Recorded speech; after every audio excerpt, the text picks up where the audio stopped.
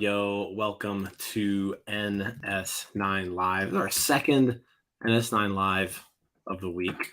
I'm Jim Rosati. With me is Tyler. Tyler, what's going on? Happy Friday. We are dedicated to the game. I mean, I'll tell you what, imagine having as many off days as DiNardo. Yeah, does that guy ever work? I don't feel like he does. I mean, we made that graphic all by ourselves. Yeah. And you know why we're on here tonight? Because the Pirates made a trade for Ji-Man Choi. That is how bad this baseball team is. It's news to us. Yeah. No, it's it's not like what you would call a major move, right? Like let's kind of get that out of the way. We're not signing Aaron Judge here, right? But the Pirates do make a trade yesterday. Ji-Man Choi acquired from the Tampa Bay Rays. First baseman, left-handed hitter, an established veteran. I think I read today that he immediately becomes the longest tenured Major League Baseball player on the Pirates roster. Now that he's joined on. 5 years and 76 days of service. Adequate hitter. Right. I mean, he's been steady throughout the course of his career. He's been pretty much an above average hitter for the entire length of it. His defense isn't the best, but it's also not the worst. So he's just fine over there. And it's a position that the Pirates, quite frankly, were pretty pathetic at last year. So last year, Pirates first baseman combined for negative 1.7 WAR. So, you think of it, Ji-Man Choi is projected next year through Steamer for 1.3 WAR. So you're looking at a move that likely increases the team's final results by about 3 wins, is kind of a way to look at it. But Ji-Man Choi, you're as of right now, he moves right into that starting first baseman slot. Yeah, it's not a trade that I think anybody can really get upset about. This is a team that is void of major league caliber hitters, and Ji-Man Choi has been an above average hitter in his career, and they really gave up nothing to get him. There's certainly some, criticism that we could toss out there, but all that's based upon hypotheticals in the future. Getting a guy that has really been 15% above average at the plate for his entire career, you can't really get mad about that. And you mentioned the defense. It's not Yoshi over there. He's not terrible. Yep. He can play it. And it's also a left-handed bat on a team that is also void of left-handed bats. Or, well, the other way around. Yeah. There's quite a few, actually. There's quite a few of those. It's another left-handed bat that has another left-handed bat, right? So you bring up a good point there with the left-handed situation. He did not play very much against left-handed pitchers last year at all. But Connor over here, once again, the Pirates find another guy who takes a lot of pitches, right? He does sort of have that similar approach and body type of Daniel Vogelbach, right? So this is kind of like the new Daniel Vogelbach, and really you look at the production of the two, and it's not really, they're not like that far off. Like they're pretty similar players. I think you even joked, or someone was, I think it was you joking around, like No, it was DiNardo, about putting him at leadoff, right? Yes. Just because he takes a lot of pitches, he gets on base. He's probably not going to put together a season that Vogelbach put together last year, but I mean, it's within the realm of possibility, I guess you could say. But they both get to the same yeah. end result with different methods. Vogelbach's a lot more balls over the wall. Yeah. Choi's heavy on base percentage. Yeah. Yeah. I mean, Choi's slugging percentage dipped below 400 for the first time in his career last year. But the on base percentage was still, 108 points higher than his batting average. So 13.8% walk rate, does strike out a little bit under 30% of the time last year. But you mentioned before, like, definitely left-handed hitter, you're probably platooning him. So you do need another person who's capable of playing the position who bats right-handed, most likely, because this is probably someone you don't want to have thrown in there against left-handed pitchers. But I will say this, like, with people who were saying, oh, I mean, I saw some people on Twitter, like, actually, like, upset and, like, saying, like, this guy's not good. I mean, the Tampa Bay Rays won 86 games last year. They made the playoffs, and they started they played Ji-Man Choi 113 games. So this was a guy who has been playing for a good team for the past few years. There was a reason why that team had him. That team obviously decided that he wasn't worth, a third year of arbitration pay. As just, the Rays are kind of similar to the Pirates in that regard. And they basically gave him up for nothing. So I think that's another piece of this trade that you got to look at. The Pirates didn't give up anything for this.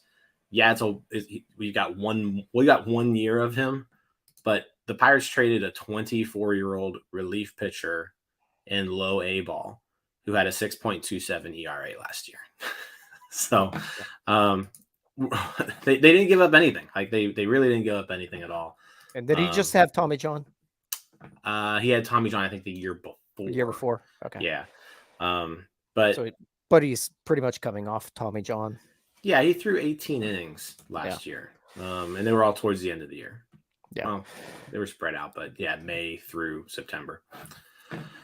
But yeah, you don't give up anything really, and you gain a starting first baseman on a platoon that, it's going to be a platoon position pretty clearly there, but he's going to be getting the majority of the playing time, and he's capable. Exactly. And you mentioned the Rays. There's a lot of talk about, everybody has the PTSD of the Chris Archer deal. Why would the Rays give up on this? This is what the Rays do in this sort of situation. They are known to give up on these first basemen as soon as they become slightly above league minimum, because they'll just find another one. The Pirates have not been able to do that. So if they're taking the scrap heap of a decent baseball player from the Rays, I mean, we saw it with Corey Dickerson. It does work out in their favor from time to time. It does. That's a good point. Dickerson's a good point there. And like, you kind of look at it like in the Rays way, right? And for the Rays, they're just trying to find wins, right? And it doesn't matter how they're getting there, and they're trying to get it there with the least amount of money spent possible. Ji-Man Choi is probably going to make around $4.5 million this coming year. And the Rays decided, hey, we can probably find that 1 to 1.5 wins that Choi was going to give us for less than that, right? So that's pretty much where we're at here. The Pirates can't get that production out of anybody on their current roster. So for the Pirates, this is a pretty big upgrade. Like I said, we talked about, just if he just replicates exactly what he did last year, it's a 3-win improvement for the Pirates at the position. Yeah, that's insane. Yeah, and then on top of that, if you find a competent right-handed piece of the platoon, maybe you can get up there to, another win. So the only thing really to be said about this that really I think could be looked at as negative is maybe the opportunity cost here. Is that $4.5 million better allocated going after a Trey Mancini at that position? Add another $6 million on top of that. Can you go get Mancini? But this is the way the Pirates are going to do business. I mean, if as long as that money is allocated elsewhere as well, maybe towards the starting rotation or the bullpen, I'm fine with going with Choi here. Yeah, no, I'm with you there. I also want to bring up, there's just kind of another dynamic to this. I'm going to put it in the chat so I can so that I can put it in the thing here. Here we go. Alex Stump tweeted out just some interesting stats here. It's a small sample size, obviously, but last year, Choi had a 400 batting average and a 767 slugging percentage when defenses were not shifting, right? So it was one of those things where he got shifted a lot. He got shifted in 83.9% of his plate appearances last year, and he was really, really, really good when there was no shift. So just something to kind of think about. We talked about this on Wednesday. There's no shifts this coming year. So maybe that's something that can benefit Choi in 2023 that will maybe make him a slightly better hitter than he was last year. Yeah, and there's also the reports that came out about him having elbow surgery because he had some loose fragments in his elbow. And essentially, after he went on the IL for that, he was not a great hitter. So maybe there's something to that as well. There are some concerns I think you can see with him. The zone contact rate has steadily dropped. He is 31 years old. Maybe getting rid of the shift offsets some of that. He is in his last year, so you're not wrapped up in him for a long time. Mm-hmm. Just some things to keep an eye on about production in general. The bat to ball skills might start to fall off here. No, I think that's a fair assessment, right? I mean, you're looking at this. The strikeout rate has increased every year for the last 4 years, right? It was 22.2% in 2019, 24.8 in 2020, 28.5 in 2021, 29.4 in 2024, 2022. But in 2023, you kind of hope that he can at least stay below that 30% area. And I think he walks enough that you can live with it, right? Because he's going to have a low batting average. Like, this guy's not going to hit 270. He's going to hit 230, ish, right in that area. But if he's able to provide you an on-base percentage around 340, and if he can get the slugging percentage back to around 400, then you're talking about, like I said, we're talking about an above-average hitter who plays a position that you need an above-average hitter at because you haven't had one in a while.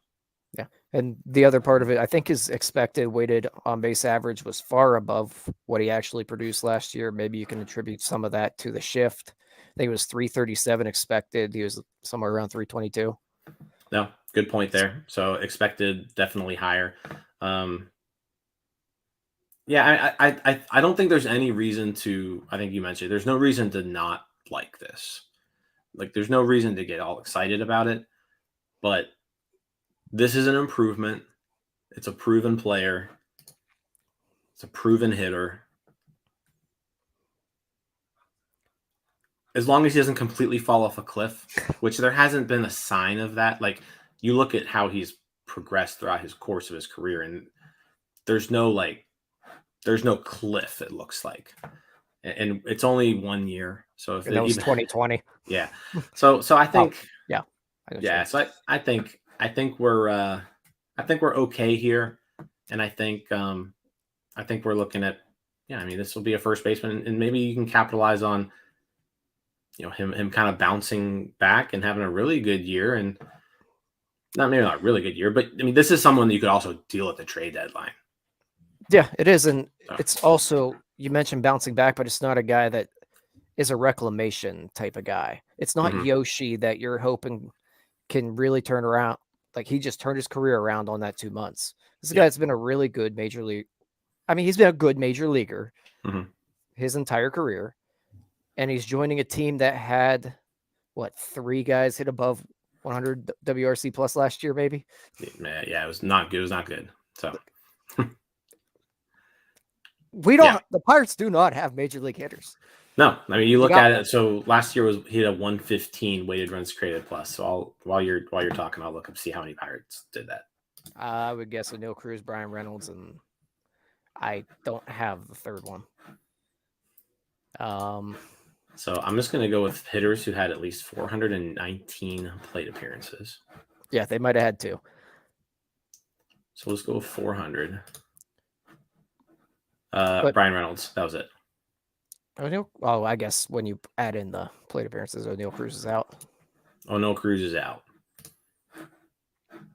O'Neal Cruz was actually only at 106 too. Right.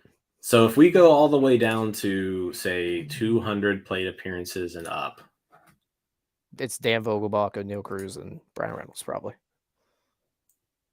yeah, Vogelbach was 117. Brian Reynolds was 125. Yeah. So if you get Vogelbach type of production out of Choi here, and he can play a capable first base, and he does need to play a capable first base. He does. With O'Neal Cruz as shortstop, we've talked about it a lot. That's a spot that you really need some good defense. So he's got to be able to pick it over there. But if you can get Vogelbach type production at the plate, there's nothing to complain about here. I'm 100% with you. I do want to see them go after still just, future targets because obviously this can't be it. So, I want to see a right-handed bat, preferably corner outfield, DH type thing. Got to have a starting pitcher, got to get a catcher, got to get some bullpen help. So this does check off one of the things that they needed. And like I said, you probably still need a right-handed hitter here to complement him. And I don't know who that is. It's possible. It's tiny bit possible that guy could be in the organization already. And I'm thinking along the lines of, Matt Gorski or Malcolm Nunez, even maybe. Maybe you say, you know what, you're just going to play against lefties, and you're going to get 40, 50 games. I don't know what that does for their development or what they want to do there, but it's a possibility that one of those guys is the other complement to this. It's a possibility. Mm-hmm. Throw Andujar out of there because I don't know that they want to go that route. I don't think they want Andujar playing first either. I mean, they never played him once down the stretch at the position. I really wouldn't be shocked if it's a Kevin Newman there. Yeah.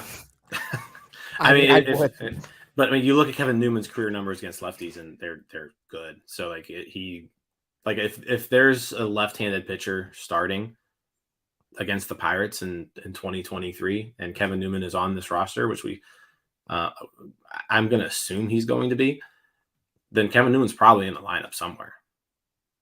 So I wouldn't be shocked if maybe they wrinkle that into the weak side of the platoon.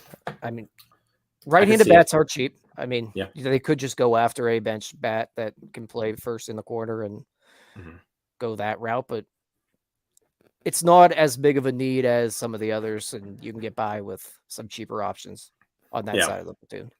I think it just depends on how serious this team is about winning next year. Yeah. I mean, it's what it comes down to. Like I said, they probably have capable options internally that can do it. It's just, how good do they want to be? How much money do they want to spend? Yep. And where do they want to spend it? I don't know if it's going to be at first base.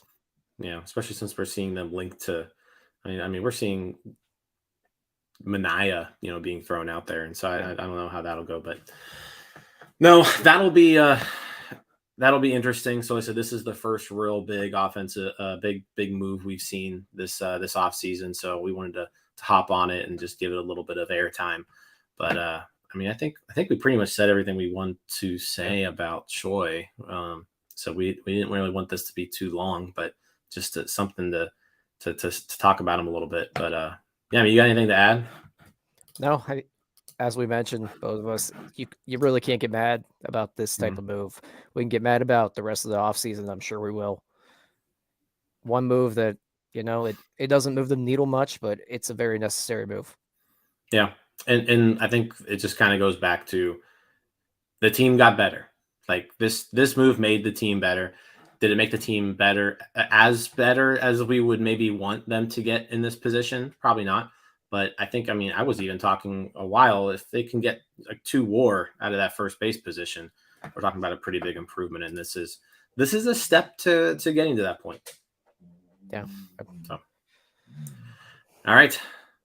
Well, that's all I got. That's all I got as well. We spent 20 minutes talking about Ji-Man Choi. 20 minutes about Ji-Man Choi. So good stuff. So I said, first of hopefully a pretty busy off season. We'll see what's here to come. But yeah, Ji-Man Choi, your newest Pittsburgh Pirate. So that'll do it for this episode of NS9 Live, brought to you by Pittsburgh Baseball Now. Have a good weekend, you guys. Yeah. Peace out, Girl Scouts.